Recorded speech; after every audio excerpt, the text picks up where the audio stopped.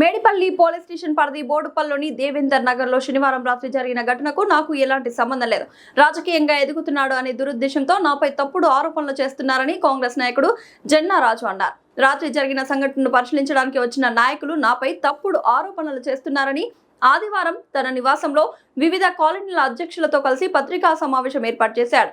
ఈ సందర్భంగా జన్నారాజు మాట్లాడుతూ స్థానికంగా ఉండే బెల్ట్ షాపుల వల్లనే ఈ సంఘటన సంభవించింది. ఓ వ్యక్తి పక్కనే ఉన్న బెల్ట్ షాప్ లో మద్యం సేవించి పక్కనే ఉన్న ఫంక్షన్ జరుగుతున్న ఇంటి వద్ద వాగ్వివాదంకి దిగడంతో ఫంక్షన్ కు వచ్చిన వ్యక్తులు మద్యం సేవించిన వ్యక్తిని కొట్టడంతో అతను ఇంటికి వెళ్లిన తర్వాత తనపై జరిగిన దాడిని తన కొడుకుకు తెలపడంతో ఈ ఘర్షణ సంభవించింది. నేను నిన్న లోకల్లో లేను. మాకు సంబంధించిన కుటుంబ సభ్యులు మరణించడంతో అక్కడికి వెళ్లి రాత్రి 3 గంటలకు రావడం జరిగింది. కాబట్టి నాకు ఈ సంఘటనకు ఎలాంటి సంబంధం లేదని తెలిపారు. పోలీసులు దీనిపై దర్యాప్తు చేసి బాధ్యులను శిక్షించాల్సిందిగా కోరారు. అంతేకాకుండా ఈ ప్రాంతంలో కొనసాగుతున్న బెల్ట్ షాపులపైన కఠిన చర్యలు తీసుకోవాలని పోలీసులను కోరారు.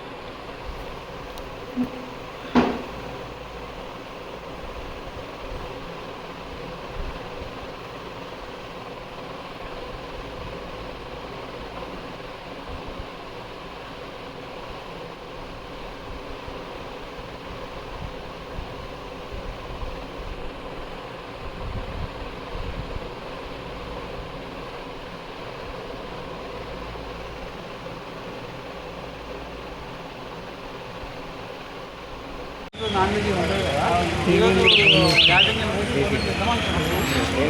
అందుకే ఉన్నారు. నేను అదే అడుగుతున్నా, మీరు చెప్పాలి.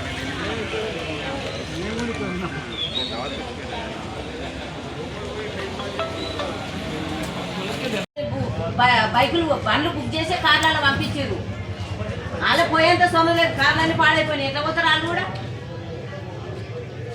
డ్రైవర్ వాళ్ళు అడవిలు ఉండరా? అడవిలు ఉన్న వాళ్ళకన్నా సెక్యూరిటీ ఉంది, కానీ ఊళ్ళో ఉన్న వాళ్ళకి సెక్యూరిటీ లేదు.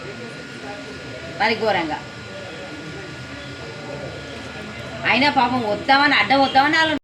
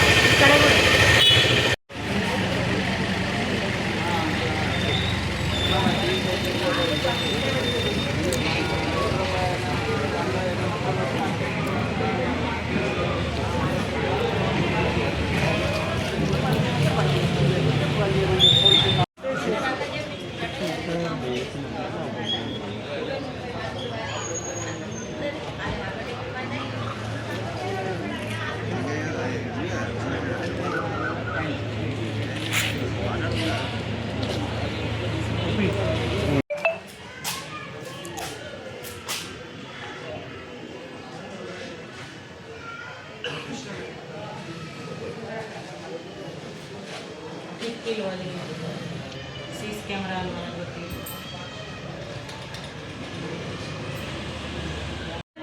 ఇదైపోయిందా?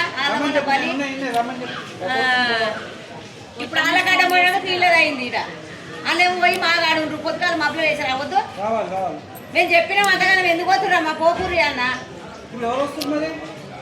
రాత్రికి అంతమంది రాడోళ్ళు.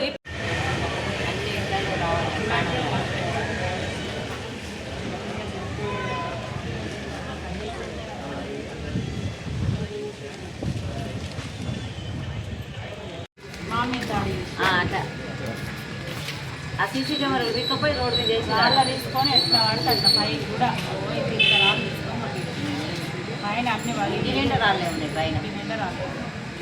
ఫోన్ కూడా ఎక్కువేది. ఫోన్ ఇట్లా ఉంటే ఫోన్ చేయి దాకి కింద కొట్టకూర అని ఇట్లా అంటుండట మామయ్య.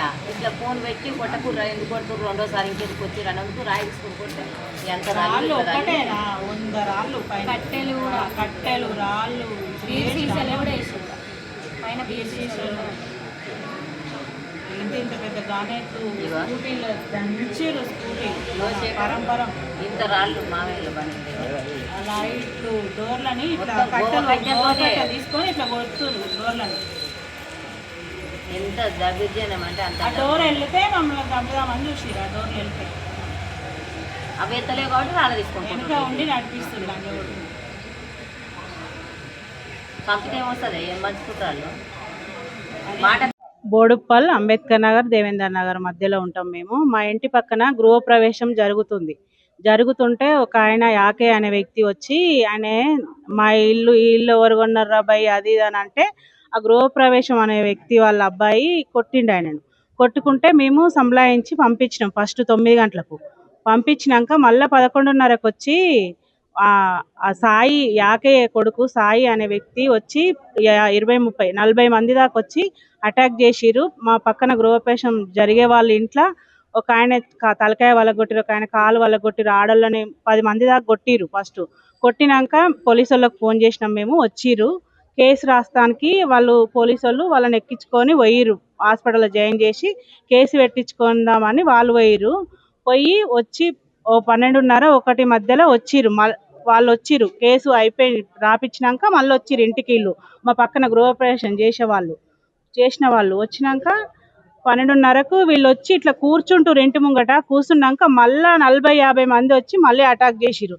అటాక్ చేస్తే వాళ్ళని కొట్టిర్రు, గ్లాసులు వాళ్ళ కొడుతురు. ఎందుకురా అట్లెందుకు చేస్తుర్రు, ఇక్కడ కెమెరాలు ఇట్లున్నాయి అట్లేం చేస్తుర్రు ఏం కథ అంటే మా మీద అటాక్ చేసి మా కార్లు మమ్మల్ని రాళ్ళ తీసుకొని కొట్టిర్రు.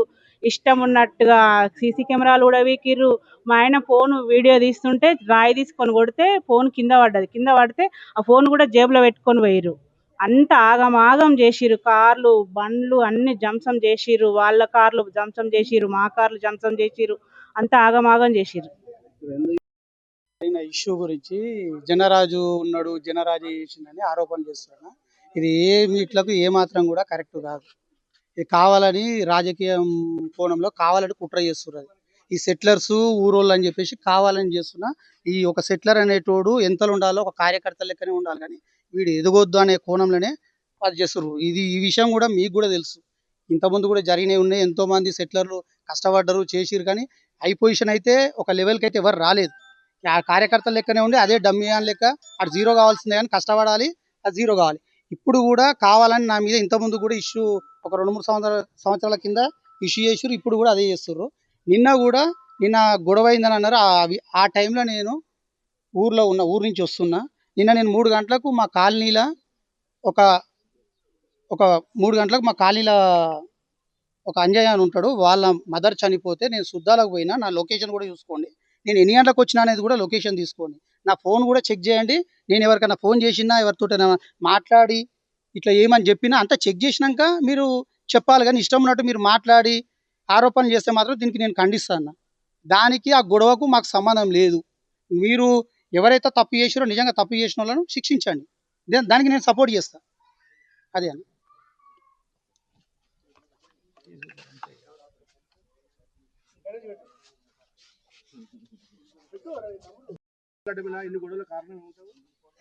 ఏముంది సార్ దాడులు అని అంటే, ఈ కాలనీలు ఏంటంటే రెక్కాడితే డొక్కాడని ప్రజలు చాలా మంది ఉన్నారు.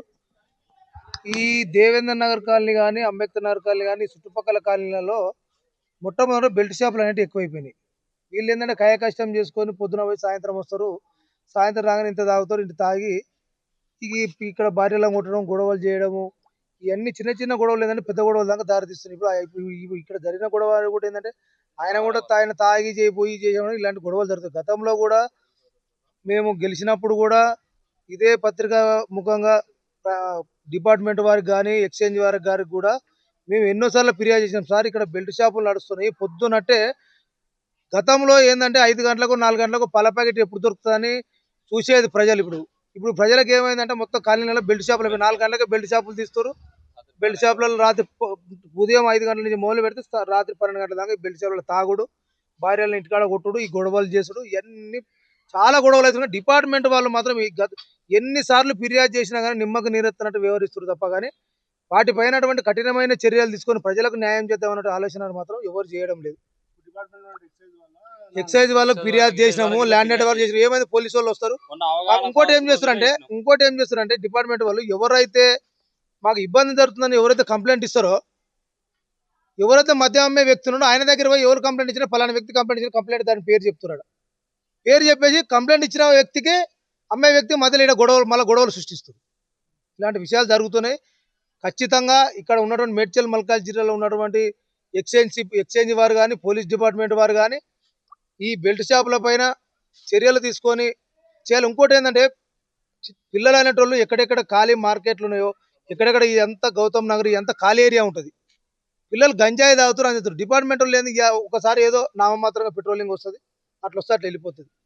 మేము గతంలో కూడా ఉన్నటువంటి సిఐ గారికి మా కాలనీ తరఫున, సార్ రోజుకు 1-2 సార్లు పెట్రోలింగ్ నిర్వహించండి, పిల్లలు గంజాయిలు తాగుతారు. ఇంతకుముందు డబుల్ బెడ్రూమ్ ఖాళీగా ఉంటే డబుల్ బెడ్రూమ్ కూడా తాగి డబుల్ బెడ్రూమ్లో పబ్లిక్ వచ్చి ఫిల్అప్ అయిపోయి అది అయిపోయిన తర్వాత కొత్తగా మార్కెట్ కట్టారు, అక్కడ స్టార్ట్ చేసి ఆ నుంచొని ఇక్కడ గౌతమ్ నగర్లో బిస్కెట్ గోదాం అని ఉంటుంది, బిస్కెట్ గోదాం కాడ ఇప్పుడు ఈ గంజాయి వాళ్ళ మీద కూడా పోలీస్ డిపార్ట్మెంట్ తీసుకుపోతుర్రు. వాళ్ళకి ఏదన్నా మోటివేట్ చేయడమా లేకపోతే వాళ్ళని కఠినంగా శిక్షించడమా ఇలాంటి పనులు చేస్తున్నారు. ఏదో తీసుకుపోతారు, నా మాత్రం తీసుకుపోతున్నామా, మాట్లాడుతున్నాం, వదిలిపెడతారు. ఆ వదిలిపెట్టడం వల్ల కూడా పోయినోడు మళ్ళీ వాడు మనిషి అనేటోడు, లేకపోతే సెంటర్స్ ఉంటాయి గవర్నమెంట్కి సంబంధించి కొన్ని సెంటర్ పబ్లిక్ మారడానికి, పిల్లలు గంజాయి తాగడానికి ఏమైనా మారడానికి సెంటర్లు, ఆ సెంటర్లలో కూడా వేస్తలేదు, తీసుకపోతారు, అక్కడ మాట్లాడుతారు, అక్కడ వదిలిపెడతారు. ఇట్లా జరుగుతుంది. కాబట్టి ఏంటంటే ఈ మా ఒక్క కాలనీ కాదు, ఈ 12-13 డివిజన్లు ఎక్కడ కూడా ఒక్క బెల్ట్ షాప్ లేకుండా ఈ అధికారులు చర్యలు తీసుకొని కఠినమైన చర్యలు, మామూలు చర్యలు కాదు, కఠినమైన చర్యలు తీసుకుంటేనే ఈ గొడవలు కానీ ఇలాంటి పంచాయతీలు కానీ అన్ని బంద్ అవుతాయి, కుటుంబాలు కూడా అన్ని బాగుపడతాయి, అన్ని మంచిగా ఉంటాయి. పోలీసు వారికి కూడా మరొకసారి విజ్ఞప్తి చేస్తున్నా, ఎక్స్చేంజ్ వాళ్ళకు కూడా విజ్ఞప్తి చేస్తున్నా, ఈ బెల్ట్ షాపుల పైన కఠిన చర్యలు తీసుకొని ప్రజలందరికీ న్యాయం చేస్తారని కోరుకుంటున్నాను.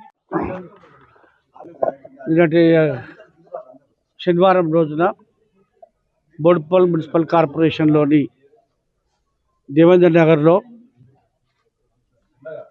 బయటి వాళ్ళు ఎవరో ఇక్కడ ప్లాట్ కొనుక్కొని వాళ్ళ గృహప్రవేశం చేసి సంతోషంగా వాళ్ళు గడుపుతున్న సమయంలో ఒక వ్యక్తి తాగి వచ్చి వాళ్ళని బూతులు తిట్టి ఎక్కడికి వెళ్ళి వచ్చారు, ఏంటిది, మీరు ఎవరు, వీడెందుకు కట్టుకురు అనేటువంటి గొడవ తయారు చేయటం చేత వీళ్ళందరూ కూడా అతన్ని పంపించి బెదిరించి ఎగొట్టడం జరిగింది. దాన్ని ఆసరాగా తీసుకున్నటువంటి ఇక్కడ కొంతమంది ఒక నయీం ముఠా గతం నుంచి నడుస్తూ ఉంది. ఇక్కడ ఒక ముఠా ఏర్పడ్డది. ఆ ముఠా పని ఏంటి అంటే ఎక్కడ ఖాళీ ప్లాట్లు ఉంటే దాన్ని కబ్జా చేయాలి, ఎవడైనా అడిగితే వాడిని కొట్టాలి, బెదిరియాలి, కిడ్నాప్ చేయాలి, ఇవన్నీ కూడా జరుగుతూ ఉంటాయి. ఇది ఎప్పటి నుంచో పోలీసులకు తెలుసు, రాజకీయ నాయకులకు తెలుసు, అందరికీ తెలుసు. కానీ ఎవరు కూడా వాళ్ళను గట్టిగా కట్టడి చేయడానికి ప్రయత్నం చేయలేదు. వాళ్ళని వాడుకుంటున్నారు. వాళ్ళ సపోర్ట్ తీసుకొని ఇంకా రాజకీయ నాయకులు వాళ్ళ సపోర్ట్ తీసుకొని ఇదేదో అవుతుంది, వీళ్ళేమో మాకు ఓట్లు వేసి గెలిపిస్తారు, మాకు ఒక టీం ఉండాలి, ఒక గ్యాంగ్ ఉండాలి అనే ఆలోచన ఉంది తప్ప ప్రజల రక్షణ ఏమవుతుందనే ఆలోచన లేదు. పేద ప్రజలు ఏమవుతారనే రక్షణ లేదు, అట్లా ఆలోచన లేదు. వాళ్ళ స్వార్థ ప్రయోజనాల కోసం వాళ్ళని వాడుకుంటారు అనేది నా అభిప్రాయం. కాబట్టి ఈ సందర్భంగా మరి జరిగిన గొడవలో సుమారు 30 మంది, ఆ 30 మంది ఇంటి మీద దాడి చేసి వాళ్ళని కొట్టి ఇలా అనేక రకాలుగా వాళ్ళని హింసించడం చేత వాళ్ళు ఇలా దీనావస్థలో హాస్పిటల్లో అడ్మిట్ అయి ఉన్నారు. చాలామంది కాళ్ళు ఇరిగినాయి, చేతులు ఇరిగినాయి, తలలు వరిగినాయి. ఆడవాళ్ళను మగవాళ్ళని అని చూడకుండా విపరీతంగా దెబ్బలు జరగడం జరిగింది.